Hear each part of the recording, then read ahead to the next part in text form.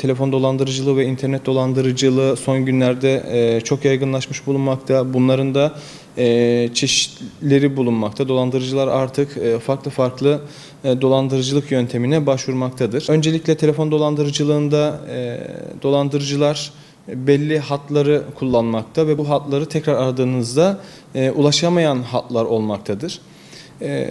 Dolandırıcılar bu telefonla aradıklarında kendilerini polis, savcı, hakim, asker olarak tanıtıp işte şu suça karıştınız, FETÖ terör örgütüne üyeliğiniz bulunmakta deyip sizlerden para talep etmektedir. Ancak hiçbir kamu görevlisi telefonla arayıp bununla alakalı sizden bir talebi olmaz. Yine son zamanlarda dolandırıcılar özellikle telefonlara uzlaştırmacı, arabulucu adı altında mesajlar atarak işte şu suça karıştınız, uzlaşmak istiyorsanız işte hesabımıza şu kadar para gönderin, aksi halde hakkınızda savcılık iddianamesi düzenlenecek ve dosya açılacak deyip mesaj atmakta.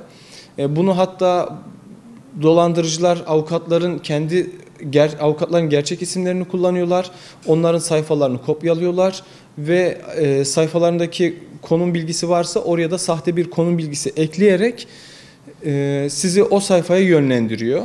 Araştırdığınızda o sayfaya yönlendiriyor. Ancak hiçbir uzlaştırmacı size arayıp da direkt böyle bir para teklifi ya da işte maddi bir menfaat elde etme içerisine girmez. Öncelikle bu avukatın gerçek olup olmadığını araştırmanız gerekiyor. Avukatın gerçek olup olmadığını baronun zaten iletişim numaraları bulunmaktadır. O iletişim numarasını arayıp böyle bir avukatın olup olmadığını, akabinde telefon numarasını isteyip kendisini arayabilirsiniz. Zaten kendisine ulaştığınızda kendisinin böyle bir şey yapmadığını size söyleyecektir. Zaten hakkınızda bir icra takibi başlatılmışsa, bir uzlaştırma dosyası varsa ya da bir savcılık dosyası varsa zaten UYAP'tan bunu sorgulayabilirsiniz. En kötü ihtimal sizi nereden aradıysa o adliyeye gidip, yani Anadolu Adliyesi'ndeyseniz Anadolu Adliyesi'ne gidip oradan hakkınızda bir soruşturma başlatılmış mı, bir uzlaştırma dosyası açılmış mı oradan dahi kontrol edebilirsiniz. Size gerçek bilgileri orada vereceklerdir. Burada hem avukatlarımız da mağdur olmakta, avukatlarımızın isimleri kullanılmakta, adres bilgileri kullanılmakta, isimleri dolandırıcılık işlemine karıştırılmaktadır. Sosyal medya hesapları üzerinden bankaların isimlerini, logolarını taklit ederek sahte bir sayfa açıp oradan hediye çekilişi yaptıkları ilanlar görülmektedir. Bu ilanlara tıkladığınızda kart bilgileriniz ve hesap bilgileriniz direkt dolandırıcıların hesaplarına gitmekte ve dolandırıcılar bu hesapları anında boşaltıp kendi hesaplarına aktarıyorlar. Oradan da soğuk cüzdan adı altında paranın izine kaybedip gerçek dolandırıcılara bu sefer ulaşamıyorsunuz. Aslında burada sosyal medyada güvenmediğiniz, bilmediğiniz, gerçekliğini tam ayırt edemediğiniz linklere tıklamamanız gerekmektedir. Tıkladığınızda karşınıza nelerle karşılaşabileceğinizi bilmeyeceğiniz olaylar çıkabilir. Yani bir kart dolandırıcılığı, kart bilgileriniz kullanıldığında belki hakkınızda yüzlerce dosya açılma ihtimali bulunmaktadır. Kargo dolandırıcılığı dediğimiz dolandırıcılık türü son zamanlarda çok karşımıza çıkmaktadır. Bunlarla ilgili yüzlerce kişiye mesaj gitmekte ve icra takipleri başlamaktadır. Vatandaşlarımız bu anlamda mağdur olmaktadır. Bu dolandırıcılık türü, yani kargo dolandırıcılığı dediğimiz tür çok çeşitli şekillerde oluşabiliyor. En çok karşımıza çıkanlardan bir tanesi işte kargonuz iade geldi, kargonuz iade edildi ya da kargonuz size ulaşmadığı şeklinde olmaktadır. Bu şekilde kargo ulaşmadığı için ya da kargo iade edildiği için vatandaşa bir ücret yüklenmekte ve bu ücret karşılığında da yüklenen bu ücret karşılığında da icra takibi başlatılmakta, hatta hacizler konulmaktadır. Genelde vatandaşın bu anlamda bu tuzağa düşmesinin sebepleri aslında farklı olabiliyor. Ama maalesef yani her kurumda olabildiği gibi kargo kurumları içerisinde de işbirlikçiler de olabiliyor maalesef. Yani kimlerin iade aldığını, kimlerin geri gönderdiği, yani öyle tahmin ediyoruz açıkçası, yani böyle suç bir isnat etmek istemiyorum açıkçası ama olma ihtimali yüksek olan şeyler. Ya da uydurma gerçekçi olmayan satın alma internet üzerinde, firmalar üzerinden uygun fiyatlı olan alışverişler yapıyor. Onların kargoları vatandaşın kapısına geliyor ama aldığı ürünle kapısına gelen ürünün farklı olduğunu görünce iade ediyor. Bu kez yine tekrar tezgaha düşmüş oluyor. Ve bu şekilde hassas durumda olabilecek, yani etkilenebilecek kişiler tespit ediliyor. Maalesef hukuk bürolarının da, bazı hukuk bürolarının da desteğiyle onlarla beraber ortak çalışılarak bu kişilere icra takibi gönderiliyor. Bununla ilgili çok ciddi anlamda vatandaşımız mağdur olmuş durumda. Öncelikle vatandaşlarımıza şunu söylemeliyiz ki bu tip iadelerde ve kargo alınmama durumlarında herhangi bir vatandaşımızın ödeme yükümlülüğü yoktur. Herhangi bir borç altına girme durumu yoktur. Bu konuda müşteri olsunlar.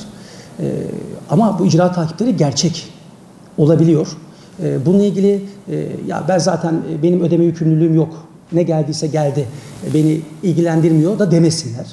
Bununla ilgili vatandaş UYAP'tan kendileri hakkında açılmış olan icra takipleri varsa kontrol etsinler. O dosya numaralarını alıp adliyede, en yakın adliyeye gidip orada itirazlarını 7 gün içerisinde, bu süreyi kaçırmasınlar. 7 gün içerisinde itirazlarını yapsınlar. Ve yine en yakın adliyede savcılığa da suç duyurusunda bulunsunlar. Şimdi vatandaşlarımıza da şöyle bir yanılgı oluşmasın. Biraz önce değindiğim gibi. Yani bana SMS üzerinden hakkınızda işte icra takibi var ya da işte bir dava açılmıştır ya da işte şu yargı birimine davet edildiğiniz şeklindeki mesajları bu tip bilgi kirliliği içerisinde vatandaşlarımız aha işte benim dolandırıcı aradı, ben bunlara bakmayayım, bu SMS'lere bakmayayım şeklinde de düşünmesinler. Çünkü gerçekten de bizim UYAP sistemimizde hakkımızda bir icra takibi varsa ya da bir dava açılmışsa ya da yargı birimine davet ediliyorsanız bu SMS'te zaten bize bildiriliyor. Zaten sıkıntı da dolandırılmak için de oluşan ortam burada oluşuyor. Gerçek bilgilerle dolandırıcının araya sıkıştırdığı mesajlar. Yani dolandırıcıların araya sıkıştırdığı bu icra takipleri ya da bu tip işte dava açıldı hakkınıza şunu ödemeniz lazım gibi mesajlarla kanıp daha doğrusu onların etkisiyle bu kez gerçek olan mesajları da kaçırabilirsiniz. Buna da çok dikkat etmek gerekiyor. O yüzden en güzel şey vatandaş UYAP'tan aklınıza açılmış bir dava var mı, bir takip var mı bunu kontrol etmek en doğrusudur. Yani her yollanan dolandırıcı değildir. Bunu da bilmek gerekir. Bunu da güzelce takip etmemiz gerekmektedir diye düşünüyoruz. Şunu da söylemek lazım ki şu anki güncel anlamda kargo şirketleri bir imza talep etmiyorlar.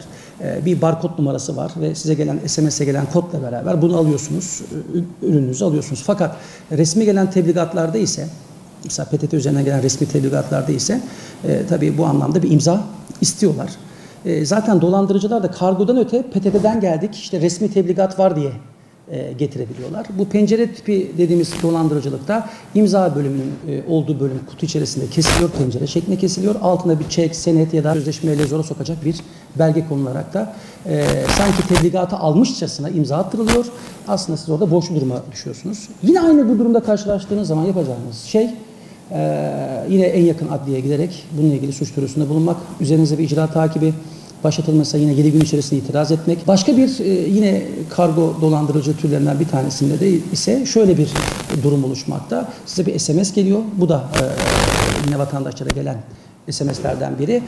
Kadro adresinize gönderilmek için çıkmıştır. Fakat adresiniz güncel olmadığı için kargo işte ortada kalmıştır gibi bir mesaj geliyor. Aşağıdaki linke tıklayarak da adresinizi güncelleyin geliyor. Aşağıdaki linkte de aldatıcı bir şekilde işte PTT'li bir site kuruyorlar. PTT ama bizim PTT'mizin sitesi değil tabii ki.